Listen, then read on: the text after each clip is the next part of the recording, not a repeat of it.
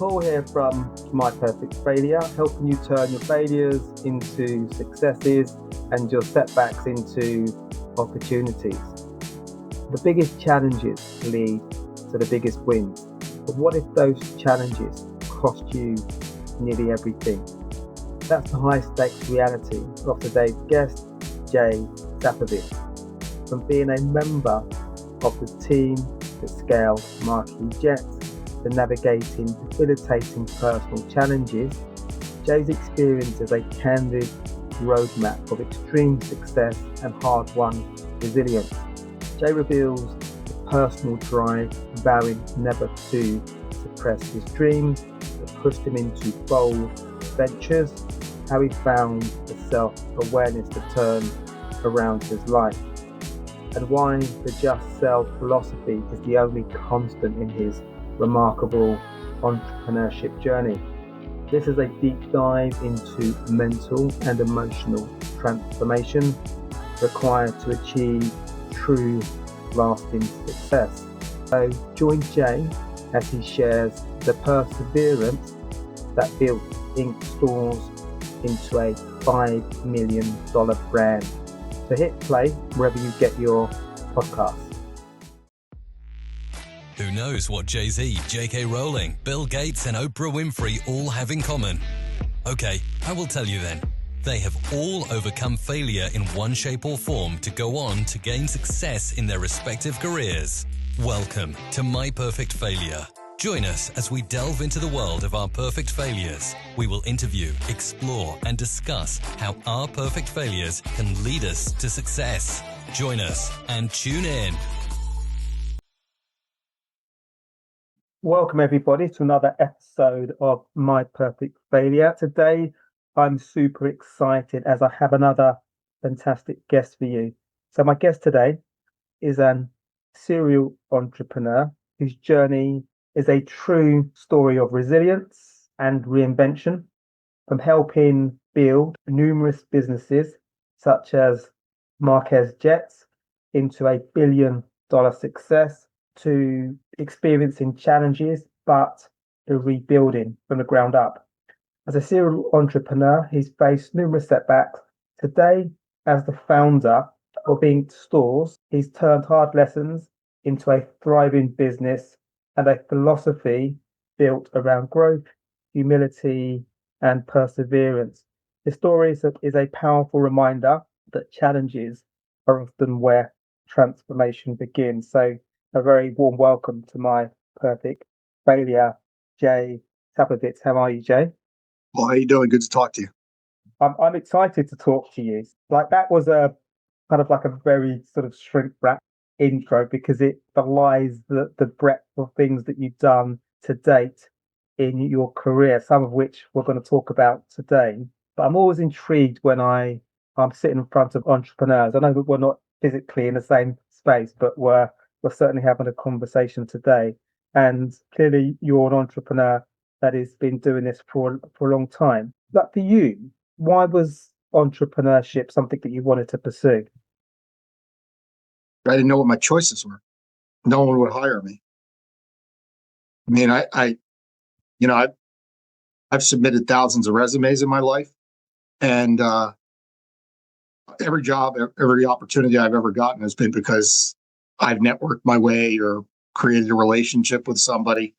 I've never had an HR department, and I've sent them over time in different various spots of my career and life, call me back and say, we want to interview you. Ever, not once. So, yeah, I mean, I've gotten jobs, of course, like we all have, but I just, I don't know how people go that classic route. For me, it just always kind of felt like doing something myself or being part of a team where I knew somebody or had a relationship with somebody to get into where I was at was always the route that I ended up taking. So I guess you could partly say I was a terrible candidate, great employee and partner and early stage guy on a team. But yeah, it wasn't a very good hire. That's interesting. There's a book. I don't know if you're familiar with a book called I think it's called The E-Myth Revisited don't know if you're familiar with that book, but the reason that comes to mind because it talks about because there has been a theory, or maybe there is a theory that entrepreneurs are kind of you're born entrepreneur, but this book looks at the idea that entrepreneurs invariably they enter entrepreneurship because of like I don't like my boss, or I can't get a job, or there's a block, or there's something going on somewhere, and they think actually this probably is my best option at this point in time, and then obviously they over a period of time they enter entrepreneurship and they have to learn from the ground up all the various elements that goes into becoming an entrepreneur. Well, look, I mean, my dad was a school teacher. My mom was a bookkeeper. I never really knew that you could own a business. So I hadn't grown up with the mindset of, well, I'm going to go out and start something. You got to remember, I'm 54 years old. So we're talking about the mid 80s and not talking about 2025, where, today everything is at your fingertips. I mean, you read LinkedIn and X and countless books and YouTube videos, and there is zero stopping you from starting a business today, but wasn't like that when I was growing up. I mean, could you imagine today? We joke about like the lemonade stand, but that's what there was. I mean, there was the lemonade stand, and there was the cutting grass and window washing and door-to-door selling of chocolates and, the early businesses back in the day. Now there's 13-year-olds starting SaaS companies. So it's just a different environment, and I had no idea it existed. So when I went across the country, I ended up working for a guy named Vic Plasman at Steiner Cleaners. It was a dry cleaners across from the campus where I lived at UNLV. And had I had my head on straight, 18 years old, surprise, surprise, 18-year-old kid who moved from Philly to Vegas doesn't have his head on straight, surprise, surprise. I do believe I'd be the dry cleaning king of Las Vegas was a guy named Al Phillips. Al Phillips, the cleaner, he had like 5 locations. And his breakthrough, you want to talk innovation? In 1980, early 80s, he had a drive-through dry cleaners. 1980s? 1980. 1980, wow. Around the city. You pulled up, you either dropped off or picked up, and you never got out of your car. That's good even for today, 2025. It's mind-blowing. That was 40 plus years ago. And that's Al Phillips. I still remember his television, radio jingles, right? So I worked for Vic Plasman and Steiner Cleaners. We had one location, and our shtick was dry cleaner to the stars. J.J. Walker did commercials for us. We did all of Robert Goulet's apparel. We did all of Liberace's apparel. And I legitimately believe that had I been thinking clearly and known what entrepreneurship back then was, I would have transitioned into the business that I had learned. I spent 5 years with Vic. Guy was like a second father to me. I love him to death. Him and his wife, Wanda, rest in peace. Beautiful woman. I would have owned a series of dry cleaners. That's what I would have ended up doing. So I didn't realize anything about business ownership. And that's, my life ended up taking a different direction. And it took me, really 6 or 7 more years of fiddling around to finally see a gap and shoot through it. And that's how the first business came about. Not, I want to go out and get rich. It was just, I have an opportunity to start something that hasn't been started, and I'm going to start something. And it almost was, a business, and it was a business inside of a business until I peeled it off. And then away I went on my journey. Okay. At that time, do you think that something was going on with you where you were gaining experience, confidence, you were developing that gene where you're able to maybe see where there might be opportunities to pursue? Oh, sure. I mean, I always was a problem solver and a doer and an action taker. I always have had the characteristics of successful entrepreneurial folks. So I definitely was learning how to be successful along the way. I just didn't have the framework for you could go do it on your own. Again, I'm just going to go back to the time that I ended up living.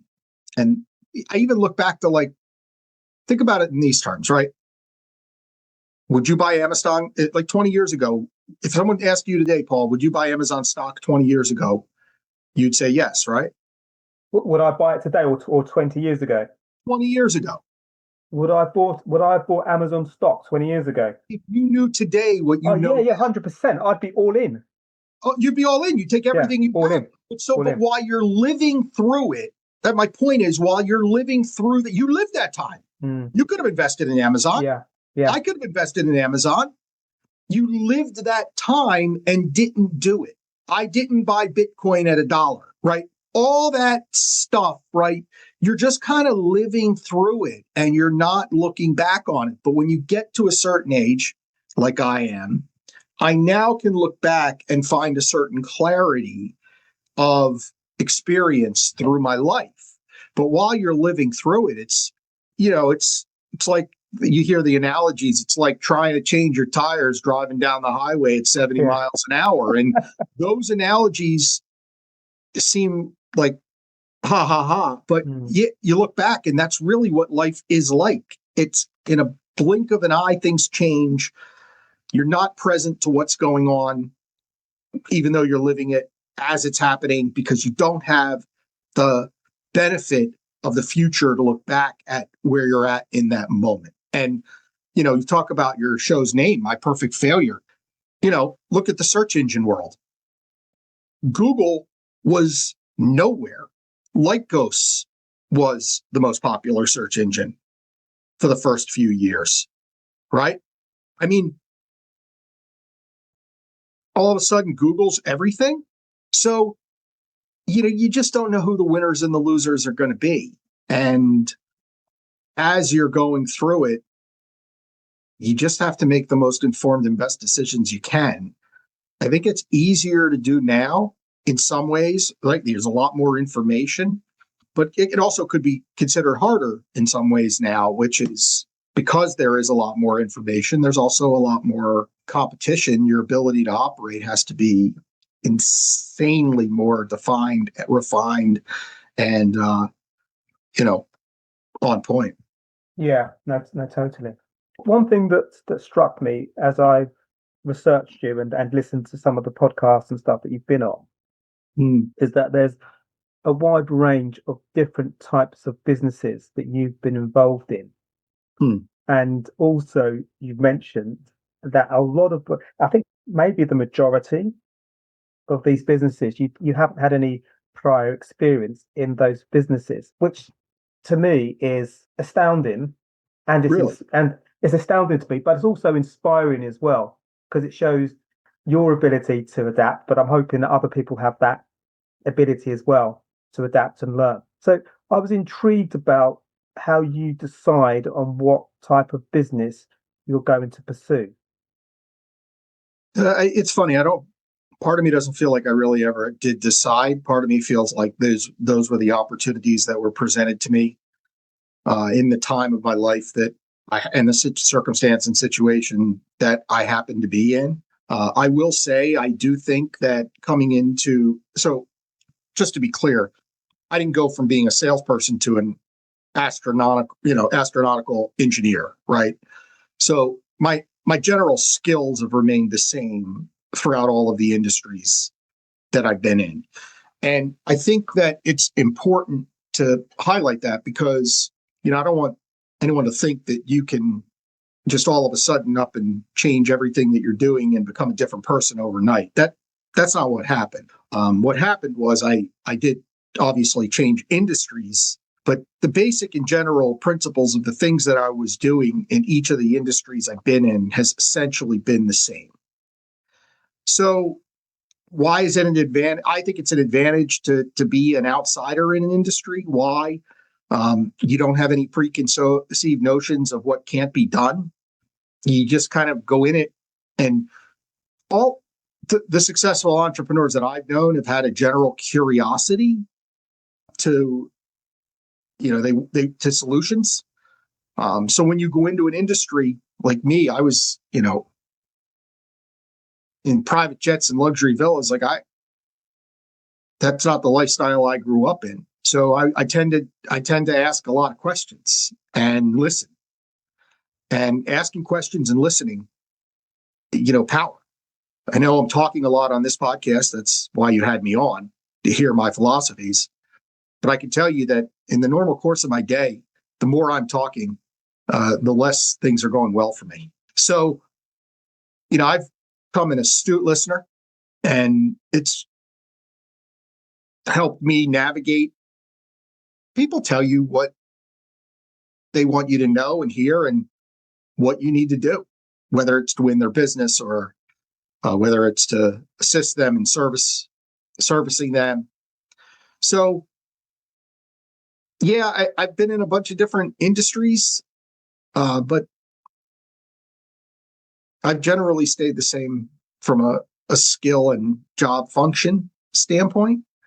And that's, to me, that's the most critical piece. I'm not sure that you can go from being a hardcore, outwardly facing, drive revenue and partnerships, sales-minded individual to changing over to be technical and operationally based. And I think you kind of are what you are from a skills perspective, especially as you get older and do that over and over again. Yeah, okay. I get that, and that does make sense. I'm also thinking it as a part of, we talked about hiring managers and so forth, because sometimes there's a couple of things that are in my head. One is that sometimes we can pigeon ourselves into a certain sort of industry. Even if it's sales, we might think, well, I sell IT, or I sell SaaS, or I sell, I don't know, another product. And sometimes hiring managers do that as well. And so it's nice to hear this story that if you've got that skill set, that skill set can be repurposed to any other industry, as long as the person that wants to maybe sell.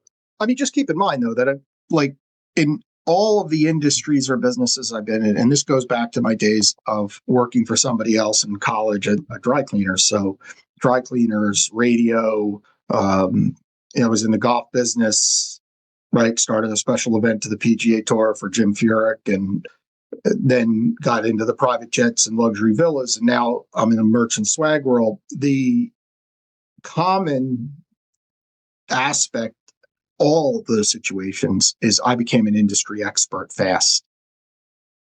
Now, I didn't have a lot of experience, because experience happens over time and in the most unexpected ways, right? So it's hard and difficult to try to justify how you're more experienced. But again, I would talk with countless people in the industry all the time about things I had no idea about, and read relentlessly and endlessly at night. And, I'd come to bed and my wife would say, what do you have there? And it would be like a stack of papers before our phones. And it was a stack of papers, and I would just highlight. I'd work Sunday nights before Sunday night football. I'd be, Sunday nights were my night. I'd work 6 to 10, 6 to 11. I just getting familiar with the world, the people, the players, the industry, the trends, the nuances. So, I mean, that to me is like table stakes to be an entrepreneur.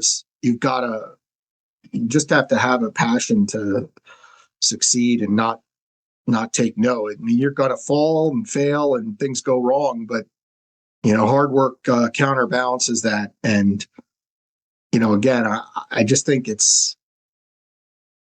got to become an industry expert and as fast as you can. And, I've definitely done that in the merch world. I love the merch world, and I've definitely done it. Okay.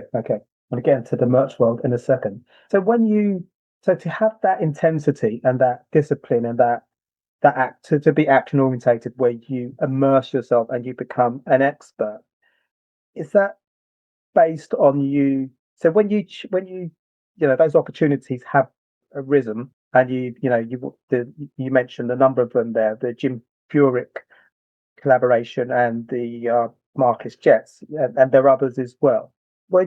Although they were presented to you, do you kind of get a feeling about those as well? I guess what I'm trying to say, have there been scenarios maybe over the years as well where maybe a situation has arisen and the timing was right, but maybe you didn't quite get that feeling, so maybe those ones you didn't pursue? I don't really have anything in my life that I look back on and regret that I didn't pursue. I would say that there are some decisions that I made along my career path that, I wish I stayed one place a little bit longer. I wish I made a couple different decisions at another place. I wish I made a different decision entering the opportunity I entered into at another place. So I think I look more along the lines of, there were decisions along the way that hindsight has given me more vision to than how I felt at the time. But those, it's really hard to grow a business I don't know if you know this, and I know you're in London, we're in the United States. I think the numbers are like staggering. I think it's maybe 5% of the businesses that are ever launched do $1 million or more in business in a year. And then 1% or 10% of those, or 1% total, I'm not sure which it is, but again, low, ever get to 10 million annually. And then there's even less that get to 100 million. And then obviously there's less that get to $1 billion.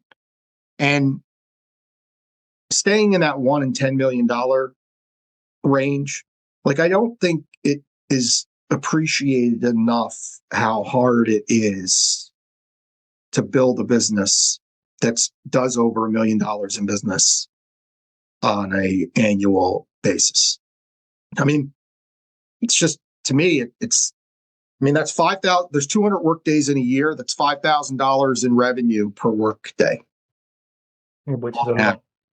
From starting from a startup perspective, starting from ground zero.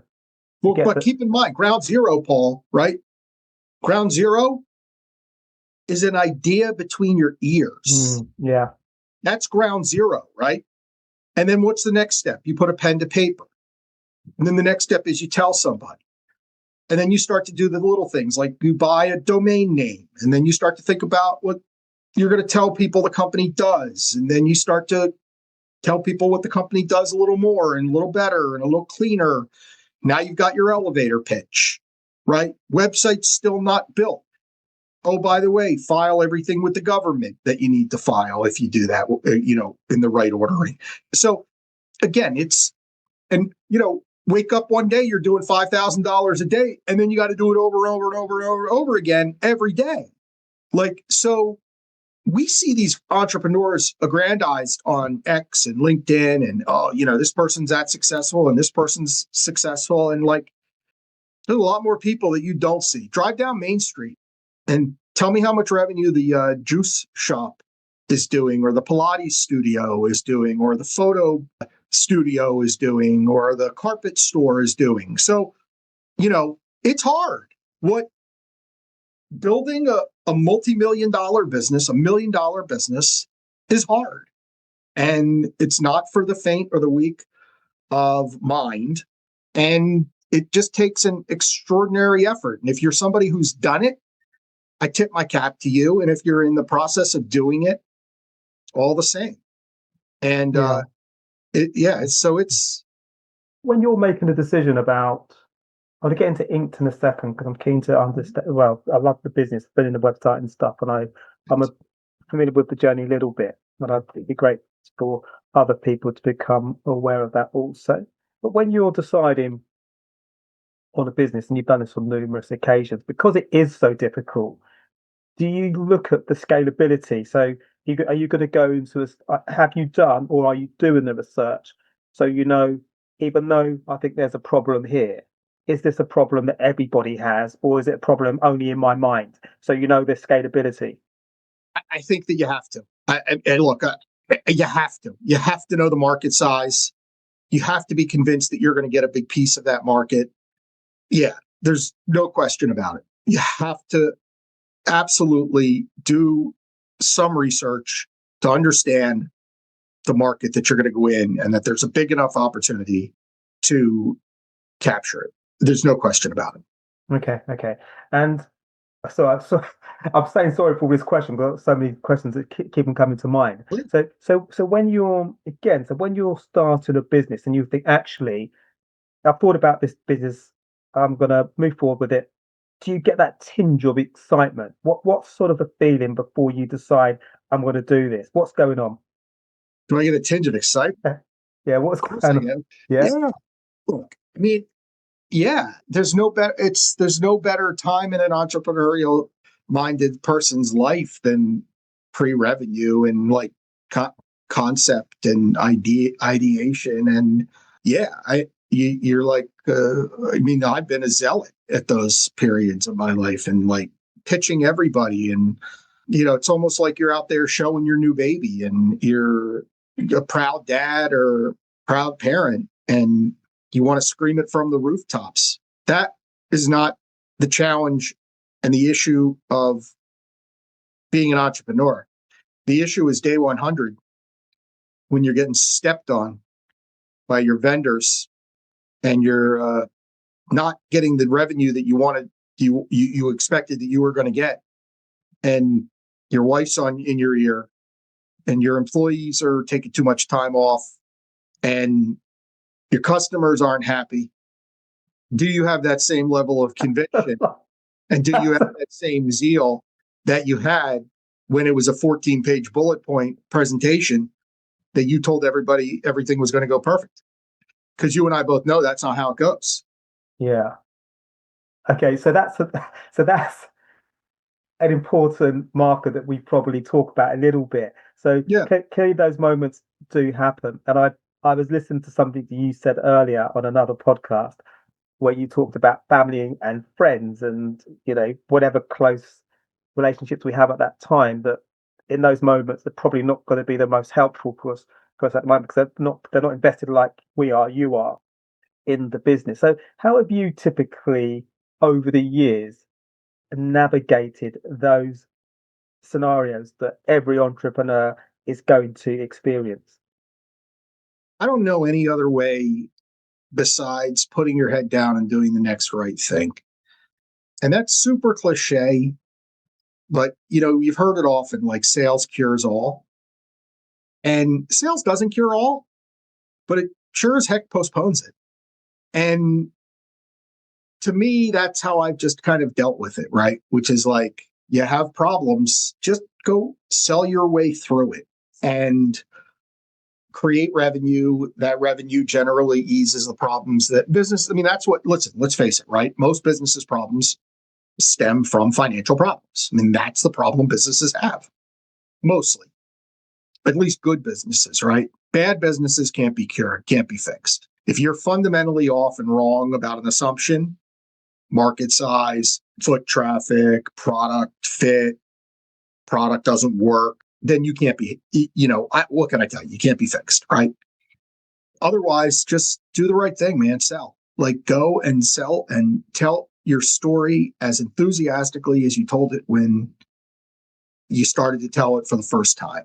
And I think where some people get mixed up is they hit a roadblock. I don't know, maybe like, I'm only coming back to my business because I'm in it now. Maybe you miss a deadline, customers screaming at you, and you were wrong, right? Everyone in this industry has had it. That's just the way this business works. It's not often for us anymore, thankfully. I mean, we wouldn't exist and grow the way we have if it was, but it happens. do you put your tail between your legs, go home and hide under the covers? Or do you pick up the phone and talk to the next client as if that situation with the other client never happened? Because they're mutually exclusive clients and one doesn't have any idea of what happened with the other. So if you carry over your failures inside of your existing relationships, you're only going to continue to, experience pain. You have to, it's why the great players in all sports are so great. It's why, Messi can, and how many times let's just say, I know you're a football guy, like Mo Salah. I love Mo Salah, right? You think he thinks about when he gets the ball on his foot? You think he thinks about the shot that he sent sailing 40 rows into the bleachers on his last shot? Or you think the only thing he's fixated on is putting it into the corner, left or right, or top or bottom? I assure you, he did not get to be the success that he did by focusing on the mistakes he made earlier. Now, did he adjust? Yes. Is he going to do it different? But he isn't thinking about it anymore. He processed it. He dealt with it. He moved on, and he catches the next opportunity, and he pockets it.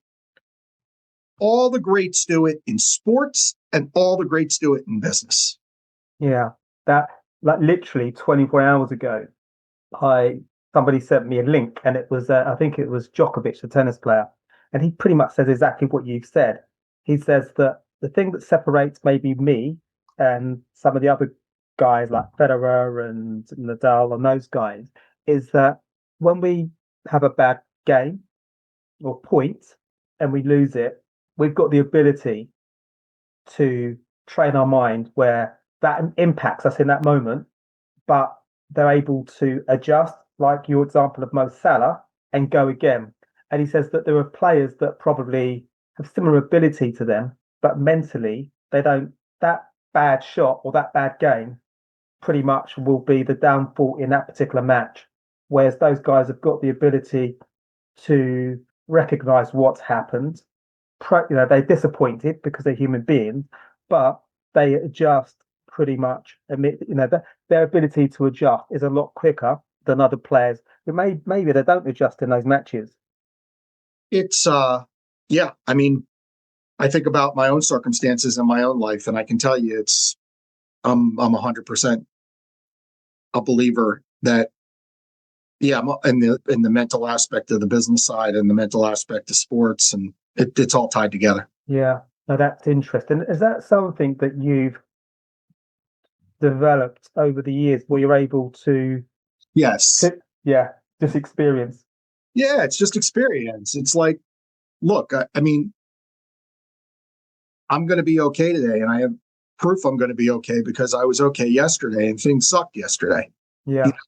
Like when you're younger, and by the way, things didn't suck yesterday, but that's when you're younger, you think like, oh my God, the world's ending and this is the catastrophe and I'll never recover from this. I mean, I've recovered from a lot. So I'll recover from whatever's next if I have to. So yeah, it's experience. That's why in some ways it's almost easier now than at least I view it, because who was the person when I was younger that was talking about things like this, and in what form were they talking about it? Right? Like, Dale Carnegie in a book that came from the 30s? Like, where was that information? The difficulty now is you got to flush a lot of the garbage out there, right? Yeah. You have so many system sellers and so many, voices but have never built, or one-way thinkers, or just people want to charge you for advice or input. And you have to sift through a lot more. So I guess both eras have their challenges. That would be today's. Yeah, well, that's why I was excited to speak to you, because you've done it. You've built billion-dollar business, million-pound businesses, and you've experienced it. And I think it's important that people listen and get insights from people that have done it, are doing it, as opposed to a lot of the information that's out there. And it really isn't from people that have lived the experience, done the experience, and are doing the experience. So yes. So I want to talk about networking, and then I want to get into Ink stores. So something that clearly you adapt at, and this has been evident throughout your career, the fact that you left where you lived in, and you, as a youngster, I think it was Las Vegas you moved to. So networking and finding opportunities and just having that ability to put yourself out there. How important is that for an entrepreneur? I think you have to do it. Yeah, I think it's important. I think trying to think of industries where maybe it isn't, but why? Yeah, you have to be out there in the world. Why not? I mean, Yeah, get out yeah, there, shake hands, smile, talk to people. You never know who's gonna look. It's you got to learn, right? You have to be curious. The best way and easiest way to be curious is like I had a meeting earlier today. I'm not doing business with the person. They're not doing business with me, but I got to know about him. He got to know about me. And now I know that he exists and he knows I exist and gets the wheels turning. It yeah, gets me thinking, right? Can I help this person? Not can this person help me? Can I help this person? yeah, So yeah. it's very important. Networking is a critical aspect of being in an early stage company.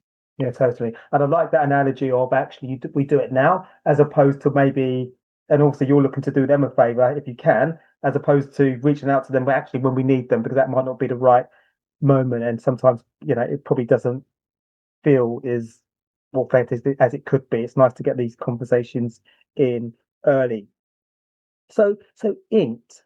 So Inked is very different from the business you had with Jim Furyk, very different to the business you had with Jesse Itzler. And where did the swag and the Inked idea come from?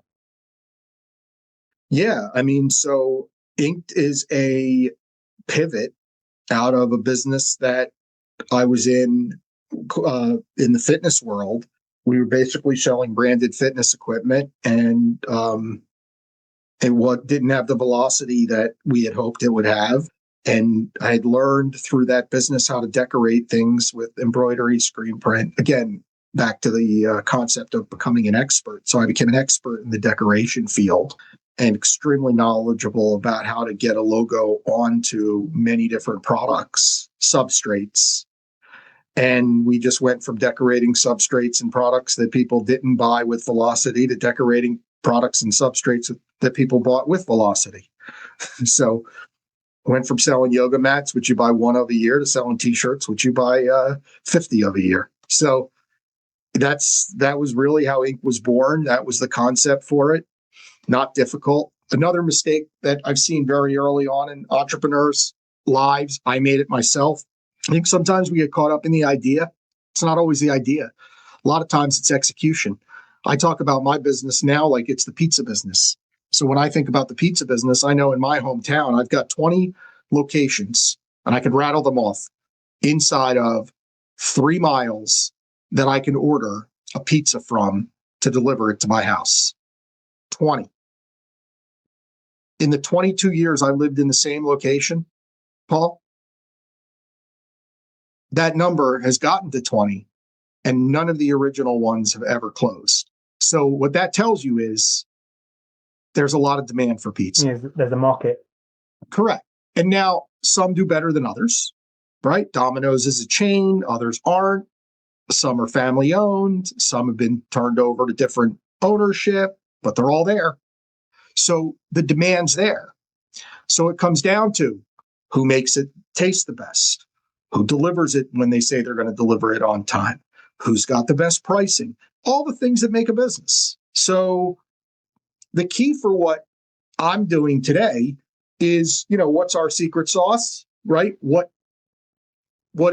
my taste? What's my Yeah, what is the what's secret my ingredient? time and what's my cost? What's my value? And yeah, what we've just determined it is for us is we're a risk-free, on-demand web store platform. So companies, organizations, and associations can use us to order one-off, no minimum purchase swag on stores we build for them at no cost. So we're very no risk, low risk from an institutional perspective. And then we're great at ideating. So you don't know what you want to give your clients or your guests. We can help you, and we, we're really good at knowing different things that are in the market that fit the objectives you're trying to meet. And we also produce our own items in-house. So we actually screen print and embroider right here. So in my facility. So we do that, and that lets us control timing and quality. So we've kind of layered in all these, different value points that have made us a very attractive solution for mid-market clients. We do have some obviously monsters. You can't be in this business. Yeah, I had a look at your website. There's some monsters on there. Yeah, for sure. But where we really excel is 100 to 1,000 person companies. Typically is our sweet spot, and we're a terrific solution for them. Yeah. So if a company wants say the company or company's got a t-shirt idea, but they know they want a t-shirt, but they're kind of like, maybe it isn't their skill set to know kind of what t-shirt's going to work, but they just know that they need a t-shirt. Your team could speak to them, go through, what are you thinking, and really give them a better perspective about. It's almost like going to maybe not the doctor's a good analogy, but essentially just listen to them, as you said earlier. You listen to them, get a feel for what they want, and then you can have a broader discussion, and then ultimately they come up with a great t-shirt. Yeah, I think a lot of people get themselves. So, I often say nobody's hired inside of a company to do swag specifically, and it tends to be something that gets thrown on people. Or other people grab it a lot of times, especially at the smaller companies that we work with and specialize in. I think that price is important, but value is more important. So our team will work with you and we work with folks all the time to make sure that they're getting value for their money. And there's a lot of different ways to do that. But in the t-shirt world, it actually is extremely simple. Okay? People wear t-shirts for two reasons: fit and feel, and content. Right? Yeah. So, like you mentioned to me, you're a Southampton supporter, right? So if I send you a Man U t-shirt, you're probably not going to. Man U's not getting warm. Right. But if I send you a Southampton t-shirt and it's not comfortable and it itches your body, you probably aren't going to wear it either. Yeah, true. So you have to get those both right. It's got to feel good on your body, and it's got to have the content across, or on the shirt, like that you identify with and want to be associated with. If you're giving somebody the t-shirt, chances are the content will be okay. So don't mess up the fit and feel. And if you're wanting to spend $6 on a t-shirt, but it's likely never going to get worn or thrown in the trash, you've wasted $6. So you got to think in terms of the way you behave in many ways, right? I own 100 t-shirts. I wear 20. I call that getting in the rotation, right? I've got a rotation of 20 t-shirts I wear. The others have become nostalgic. I don't throw them away. They've become nostalgic. If I give you a new t-shirt, it's going to be crisp. It's going to feel new. It has to break into the 20 that you wear. Otherwise, my brand is sitting on the sidelines. So you have to pay to get into the rotation. That's the game in the t-shirt world. Yeah, absolutely. Absolutely. So the business has been very successful, but what was the key moment where you've gone from, we talked about starting at ground zero, where it's simply an idea and you're having to, maybe you've got a PowerPoint and you've got maybe internal conversations, to the point where you saw the revenue grow and things maybe become a little bit easier, the business coming together. What was there a pivotal moment, or were there numerous pivotal moments? I'll let you know when things become easier. Yeah, business isn't easy. I'd love to say there was a magic wand moment. I'd love to say that things have, where there was a moment. the reality is, I always used to say, if we could only do 50,000 in a month, we'd be set. If we could only do 100,000 in a month, we'd be set. If we could only do 200,000 in a month, we'd be set. If we could only do 300,000 in a month, we'd be set, and so on and so on and so on. And the reality is that you just keep going. And for me, there wasn't a magic moment. We did pivot our concept to build more online web stores after COVID. That was just a natural, because companies needed drop ship solutions to accommodate their out of office workforces. But I have yet to say we made it.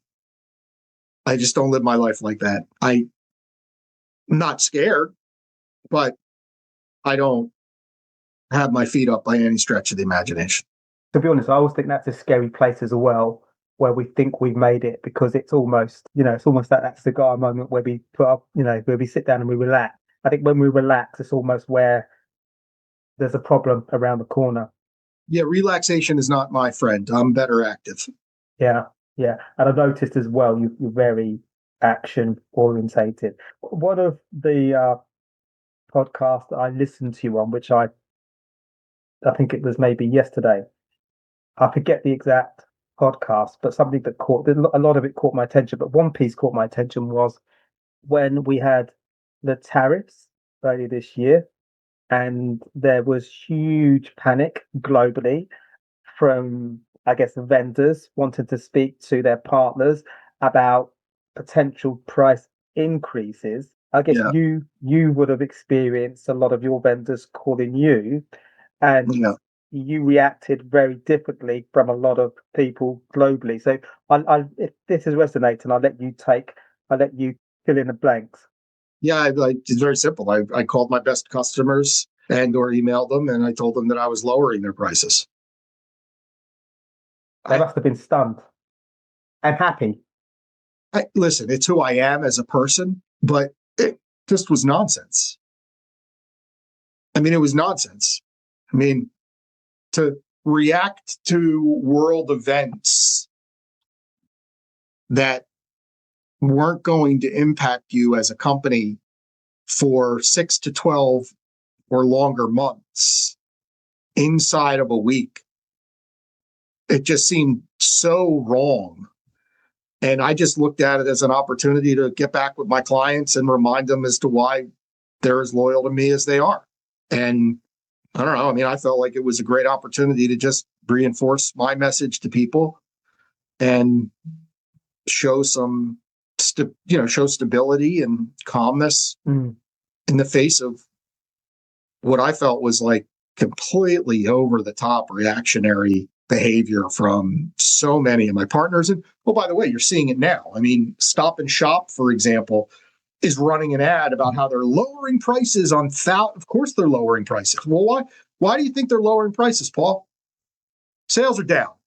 Sales down because you increase prices too much. Hello?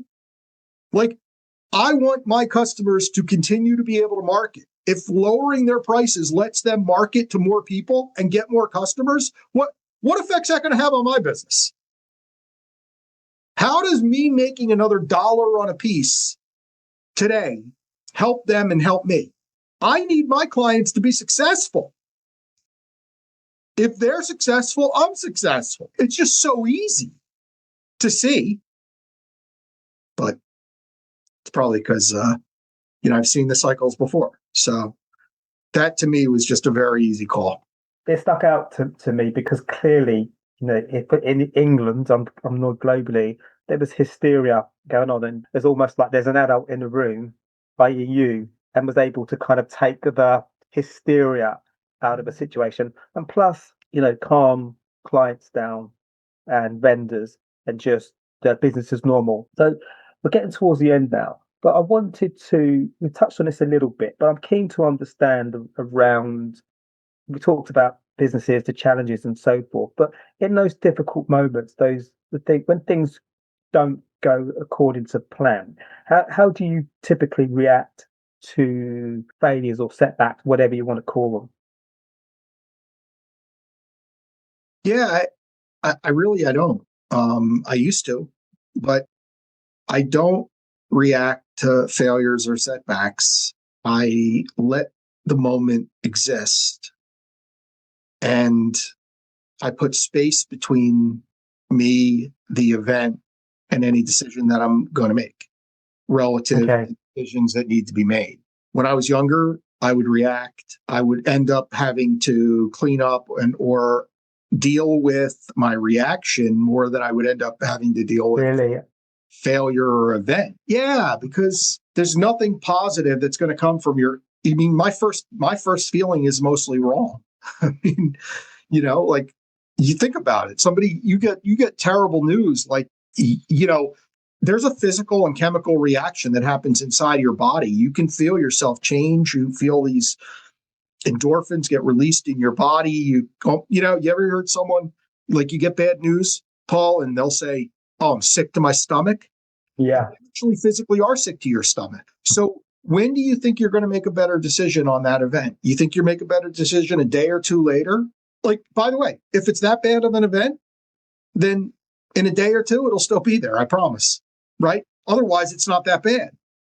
I mean, don't get me wrong. There's emergencies that need to be dealt with, but then you don't have time to be sick to your stomach. Then you need to summon the courage to behave in a rational way. But if you have an event that makes you sick to your stomach or nauseous or I'm dizzy from it or what, like, step back, don't do anything, take a breath. You hear the term sleep on it. If you need to sleep on it 2 nights, sleep on it 2 nights. Like, you're not in a rush. Business is going to be there most of the time. And I'm talking about non-existential emergency or threats or problems that exist, obviously. But I think the biggest mistake you can make is be reactionary towards issues and/or mistakes. Employee comes in, tells you that he or she is leaving the company. Okay. I'm very sorry to hear that. I wish you the best of success, right? Like, that's not the time to tell them that all of the things that they either did good or bad. Like, take a step back. Like, again, the answer to your question is I don't react. That's how I react. Yeah. And I think that's such a good answer for me and for people listening, because I think in difficult moments, I don't think from a reactionary perspective, I don't think from a personal perspective, I put my best foot forward when I've failed. I don't even like the word failure. The podcast is called My Perfect Failure, but I think it's a counterproductive word. But when something hasn't gone according to plan, invariably I don't put my best foot forward. And when I get a chance to maybe reflect on what's happened, invariably I'm more disappointed with the way that I reacted, or I'm equally or sometimes more disappointed with the way that I reacted as opposed to what's actually happened. Yeah. And I'm just learning to kind of mirror what you've just said, to pause, to think, and maybe to be more in the moment. Well, the first rule of getting out of a hole is stop digging. Yes, I like that. So just in terms of Stores. Sorry. So I know that looking at your website, a lot of your clients are US. Do you work with clients overseas as well? With people who are interested in maybe ordering, can you be overseas as well, or is it exclusively US? Yeah, we have partners overseas. We definitely do work with international and multinational companies, for sure. Okay. And I'm imagining the Inks is very, well, I'm not actually, I don't know whether this to be the case, but invariably I hear this a lot, that sort of the initial concept that people have in their heads about an idea for their business, as they get further on down the line, the business is morphed slightly differently. So I'm making an assumption here that the business Inks is slightly different from maybe the concept that you had in your head when you started it 10 plus years ago. Yeah, I'd say that's fair. We thought we were going to have a chain of retail stores where you come in and print a T-shirt while you wait on demand, and we turned into a online web store and on demand drop ship company. So yeah, we're different. That's the way business goes, though, Paul. So that doesn't surprise me. Yeah. Do you ever take a moment to sit back and think, "Wow, look what we've done"? Yes. Just take a moment. Yeah, you do.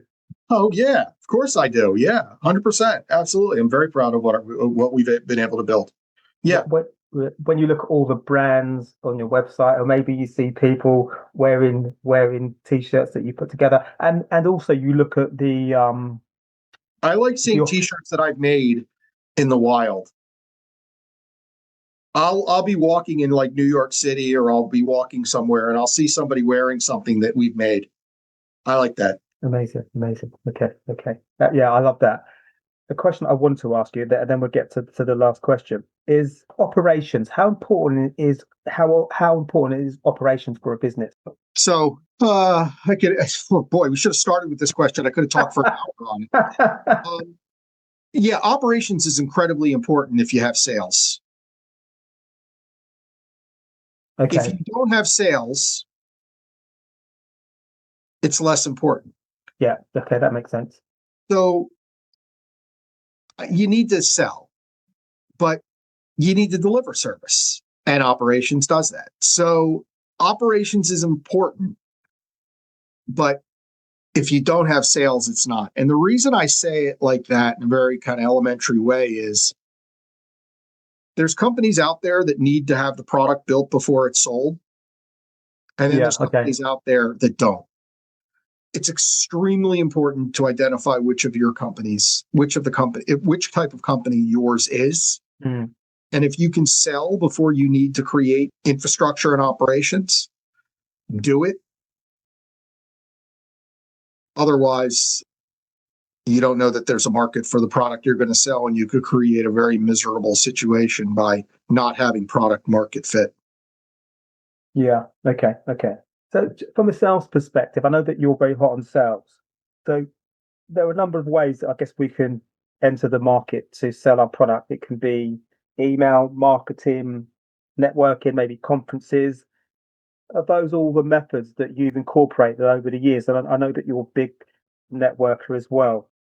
Bit of everything. Oh, yeah, everything. I mean, look, the first sales you make are hand to hand, right? So, I mean, face to face, hand to hand, door to door.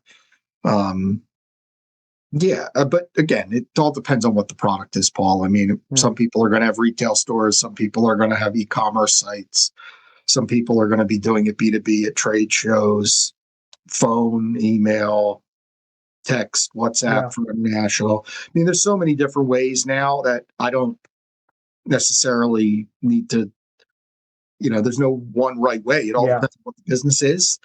I'm just insistent that if you have a business that does not require a deep level of operations prior to making a sale, don't spend the money on building a back end if you don't know there's a demand for the front end.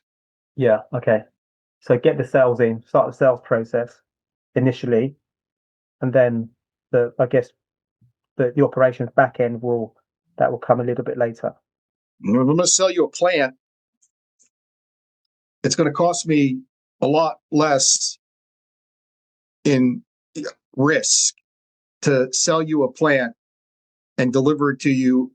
Let's say I have to buy that plant from a greenhouse and sell it to you and make $1 versus building my own greenhouse and growing that plant and then finding you to sell you the plant. Yeah. So that's the point is, like, sometimes taking a lower margin's worth it. Using other people's assets is worth it.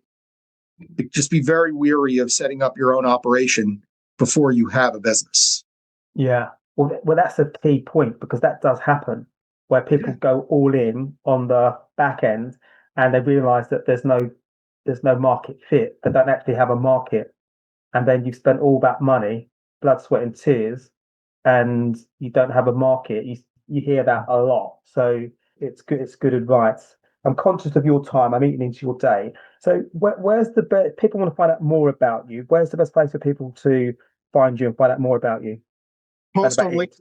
Yeah, I post on LinkedIn every day, sometimes twice a day. As you mentioned, I have a ton of content out on the web. I do my own podcast and have tons of shorts that are on both LinkedIn and YouTube. My email is jay@inked Stores.com, INKDSTORES.com. So you can message me or email me. And always happy to talk to fellow entrepreneurs. Happy to be an ear or lend advice. Anything I can do to help. Amazing.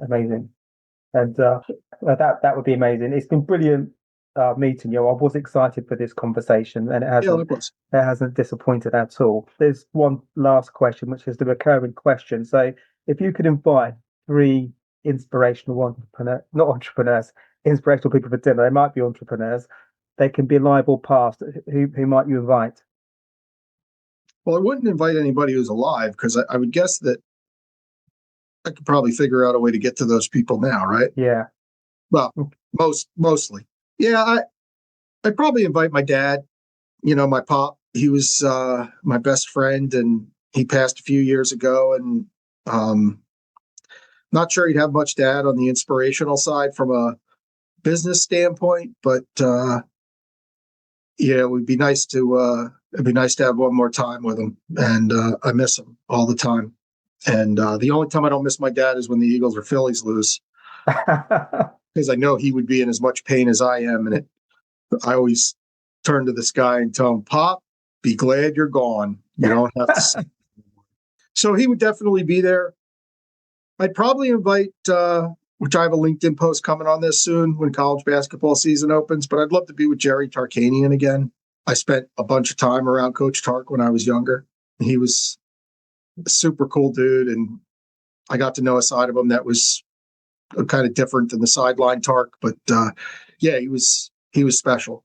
And so who was it? Coach who? Sorry, Jerry Tarkanian was the coach at UNLV basketball. Okay. Legendary coach, Tark the Shark. Yeah, okay. Coach is massive in America, isn't it? College hoops. Yeah. Yes. Yeah, massive.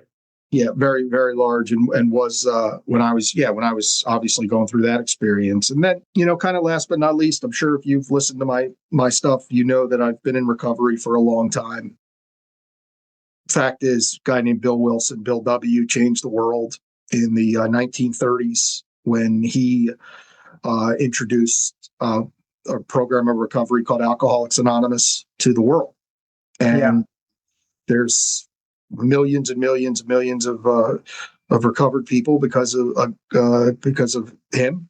And I've been quite a historian that studied him for a long time now, and I would love to I'd love to get some time and sit down with him, because he's in my mind one of the top founders of anything in the history of society, and has saved more lives and enhanced more lives than I can't think of many people. Yeah. Having said that, or when you say that, sorry, you think about that, how many lives he's enhanced, how many lives he's saved, how many units, friendship units, family units he's strengthened, he's been responsible for. Well, how about anybody who's ever touched my life? How's that? Yeah. And you can go from depth, my wife, my 3 kids, right, my immediate family, to all the folks who work for me. It's not a singular thing. There's depth behind every individual relationship. So it's there's a multiplier to each human that is either on the wrong path or the right path of addiction. And we don't think of it like that all the time, but it's often said if you're addicted to a substance, it's a family disease, because the whole family gets infected. Yeah. And I'm sure people who are both on the positive side and the negative side, like we totally. And the people, I just don't take it for granted, the people that are on the positive side, that the one person who's decided that the nonsense is over. How many positive people and lives they affect, because how many lives they affect positively because of it. So, yeah, Bill W, Tark, and my pop. And it would be interesting to watch the 3 of them interact. I can sure tell you that. My dad and Tark would get along famously. I can assure you. My dad would get along with everybody. He was gregarious, kind, loving. Yeah, we didn't go anywhere where he didn't know somebody, where he didn't wasn't greeted with a, Coach Sapp or, hey, Mr. Sapp, or he was a beloved guy. And I miss my chats with him. Yeah. Feels like you may have got some of your networking skills from him. Oh, for sure. Yeah, for sure.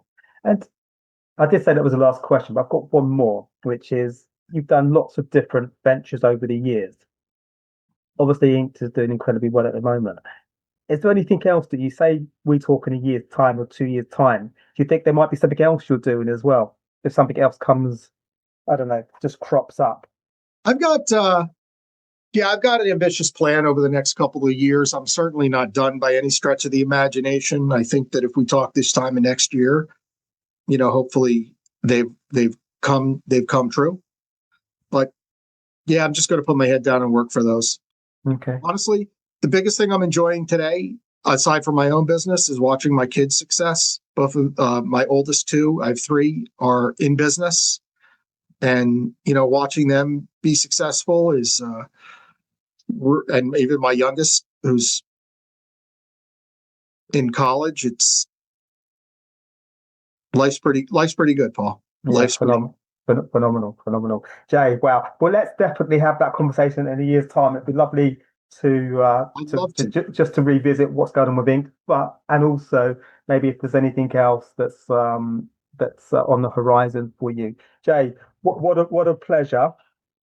It's I'm going to watch the supporters. I'm going to watch the table and see if Southampton can figure it out. And Norwich. We'll have to see. We'll have to have. I don't know. We can't have a wager because we're not in the same. We just have to have I don't know. We'll just have to have maybe a sporting bet when. But how about we trade text messages and we can do that. Let's do that. I love it. And do you have NFL? Your Eagles. NBA? Not Sixers. Who, sorry? 76ers? Sixers. Okay. Sixers. It made me say it twice. Sixers. Terrible. Okay. Jay, well, fabulous. And I look forward to another conversation with you, hopefully very soon. I enjoyed it. Thank you so much. Thank you so much.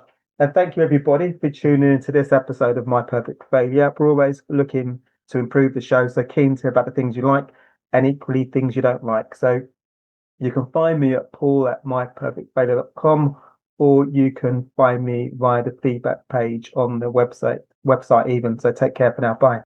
Thanks for listening to My Perfect Failure podcast. Be sure to visit www.myperfectfailure.com to join the conversation. Subscribe to our podcast on iTunes or Google Play. Look out for our next episode.